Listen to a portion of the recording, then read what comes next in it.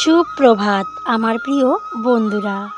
জলপাইগুড়ি জেলার ছোট্ট একটি গ্রাম থেকে আমি অলকা আবারও চলে এলাম নতুন একটি ভিডিওর সঙ্গে।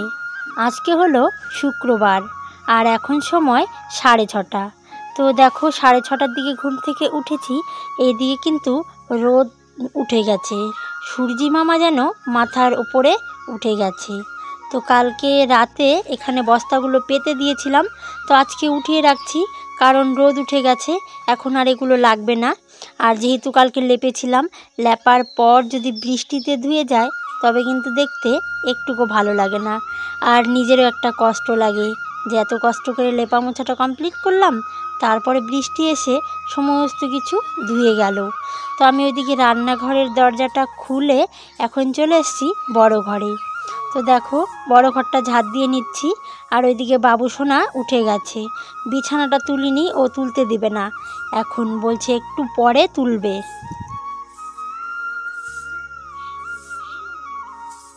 তো আমি যেই ঝাড়ুটা দিয়ে ঝাড় দিচ্ছি, এই ঝাড়ুটা কিন্তু আমার নিজে বানানো। আমাদের বাড়িতে একটা খেজুর গাছ কেটে ফেলেছিল, ওই খেজুর গাছটা দিয়ে একটা পুরনো ঝাড়ুর যে উপরে একটা প্লাস্টিকের মতন থাকে, ওই খেজুরের যে পাতাগুলো চিকন চিকন করে ফেলে তারপর ওটাকে আমি ওই প্লাস্টিকের সেটার মধ্যে রেখে একটা ঝাড়ুর মতন বানিয়েছি। তবে এটা দিয়ে কিন্তু বেশ কয়েকদিন থেকে ঝাড় দিচ্ছি। তারপরে দেখো রান্নাঘর থেকে বাসনগুলো বাইরে বের করে এখন হাতে ব্রাশটা নিয়ে কাজে লাগবো। তোমাদের সকলের কাছে আমার একটা ছোট্ট অনুরোধ, ভিডিওটা কেউ স্কিপ করে দেখো না, ভিডিওটা সম্পূর্ণ দেখার অনুরোধ রইল তোমাদের কাছে। তোমরা কমেন্টে জানাবে আমার ভিডিওগুলো কেমন হচ্ছে আর কে কোথা থেকে ভিডিওগুলো দেখছো।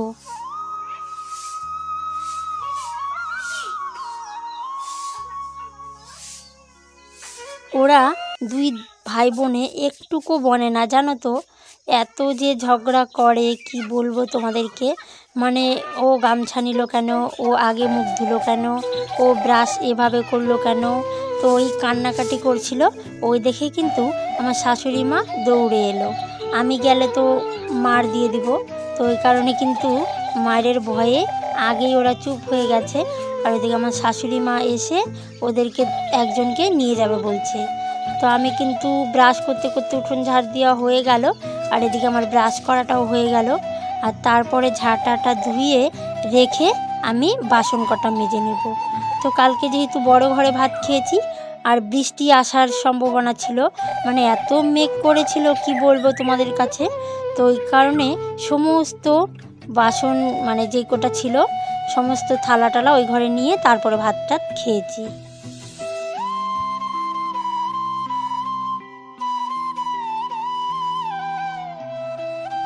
আমাদের গ্রামের অতি সাধারণ জীবনযাপন। সত্যি কথা বলতে আমি কিন্তু একদম সাধারণ ঘরের একজন গৃহবধূ গ্রামের।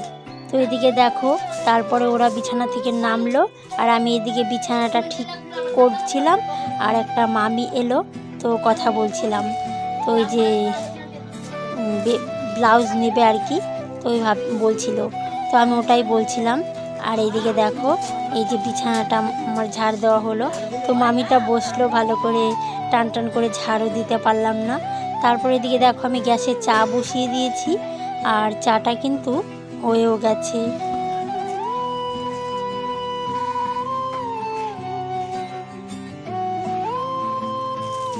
তো আমার মতন সকালবেলা কে কে চা খেতে ভীষণ ভালোবাসো?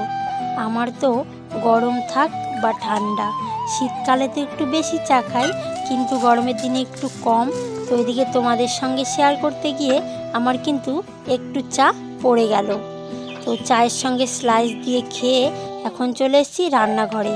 তো এদিকে দেখো সমস্ত মানে কালকে ব্যাগে করে এনেছে, আর সমস্তটা একটা ঝুড়ির মধ্যেই রেখে দিয়েছে। তো ঝুড়ি থেকে ঢেলে সমস্ত সবজিগুলো আলাদা আলাদা করে বেছে নিলাম। এখানে শুকনো লঙ্কা আর রসুন আদাগুলো একটা আলাদা ঝুড়িতে, আর আলু পটল টটল একটা আলাদা ঝুড়িতে। তো আজকে না অনেকটা বাসি ভাত ছিল, তাই আর কি কিছুটা আলু ভাজছি। আর তোমাদের দাদাভাই যেহেতু হাটে যাবে আজকে শুক্রবার, তো ওই কারণেই কিন্তু আমি পটল ভাজবো 4টা, আর আর ভাজবো হলো আলু। তো রুটি দিয়ে নিয়ে যেতে পারবে, রুটি দিয়ে খেতে পারবে, আর এখানে পটল ভাজা আর একটু আলু দিয়ে বাসি ভাতটাও খেয়ে নিতে পারবে।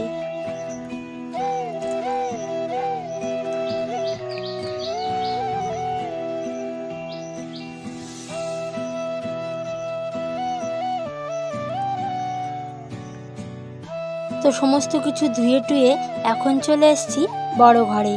আর এদিকে ঘরে এসে আগে বোতলে জলটা ভরে নিচ্ছি, আগে একটু জল মানে নিয়ে তারপরেই আমি বসাবো রান্নাটা। আর আমার না একদম হাতের কাছে জল টল না থাকলে একদমই ভালো লাগে না। আর তারপর আমি আটাটা মেখে নেব, অল্প রুটি করবো আর কি, অনেকটা যেহেতু বাসি ভাত রয়েছে।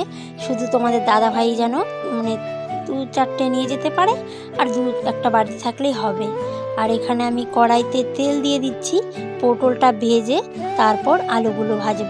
আর আমি কিন্তু আলুর মধ্যেও একদম লবণ হলুদ দিয়ে মেখে রেখেছি। তারপরে আমি আটাটাকে মেখে রেডি করে নেব রুটির জন্যে।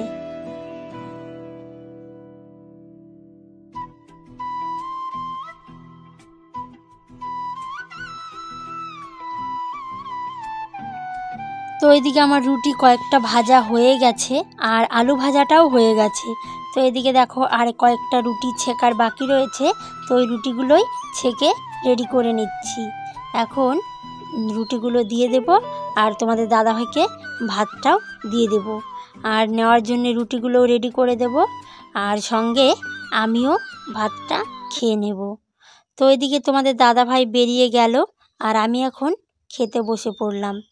নিয়েছি পটল ভাজা, আলু ভাজা, আর সঙ্গে পপি চানা। পান্তা ভাতটা খেতে কিন্তু বেশ ভালো লেগেছিল।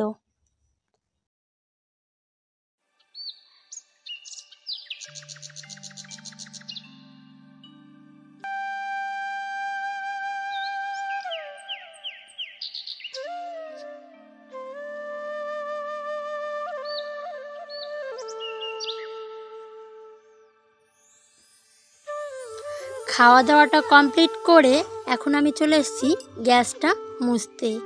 তো গ্যাসটা মুছে নেব, আর সঙ্গে বড় ঘরটাও। বলো তো কি রান্না, মানে আমি না একদম কি অবস্থা করে ফেলছি। এখানে একটা কাপড় পেতে তারপর আমি রুটিগুলো বানিয়েছিলাম। তারপরেও জানো তো, বাবুসোনা আর নুপুর যদি রুটি বানাতে দেখে, মানে ওরা ছোট্ট একটা আটা বেলনি বানিয়ে নিয়েছে না,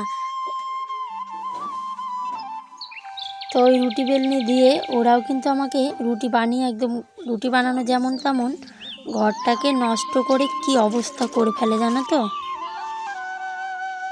কোনো রকমে ঘর বাড়িটা পরিষ্কার করেছি, তাতেই যে আকাশের অবস্থা, মনে হচ্ছে যেন আকাশ ভেঙে বৃষ্টি নামবে, এমন গর্জন করছে। আর থাকতে পারলাম না, না দিয়েছি সিঁদুর, না দিলাম পুজো। তো ওইভাবেই আর কি একদম আগে বস্তাগুলো পেতে নিচ্ছি, কারণ নয়তো একদম মাটি ধুয়ে গিয়ে সমস্তটা নষ্ট হয়ে যাবে। তো ওই কারণে স্নানটা সেরেই আগে আমি এই বস্তাগুলো দিতে চলে এলাম। বৃষ্টি নামলে আর দেওয়া যাবে না জানো তো বন্ধুরা।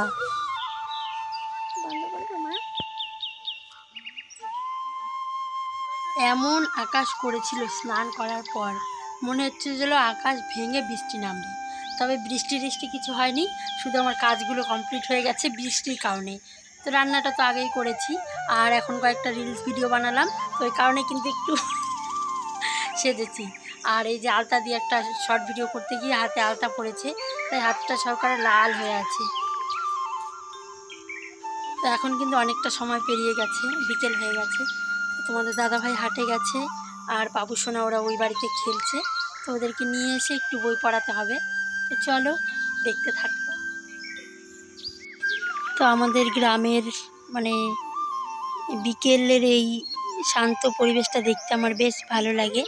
তোমাদের কার কার গ্রাম ভালো লাগে অবশ্যই কমেন্ট করো। আমার তো গ্রাম ভীষণ ভীষণ ভালো লাগে। তো বৃষ্টি হওয়ার কারণে কিন্তু একদম গাছগুলো যেন সতেজ হয়ে উঠেছে, একদম প্রাণ ফিরে পেয়েছে। তো এদিকে দেখো এই ফুল গাছগুলো না বৃষ্টির জন্য একদম নষ্ট হয়ে গেছিলো। তো এখন একটু বৃষ্টির জন্য করে সরি রোদের জন্য এখন তার একটু বৃষ্টি পড়ে গাছগুলো একদম ভালো হয়েছে। আজকের পুজোটা না মেয়েই দিয়ে দিয়েছিল।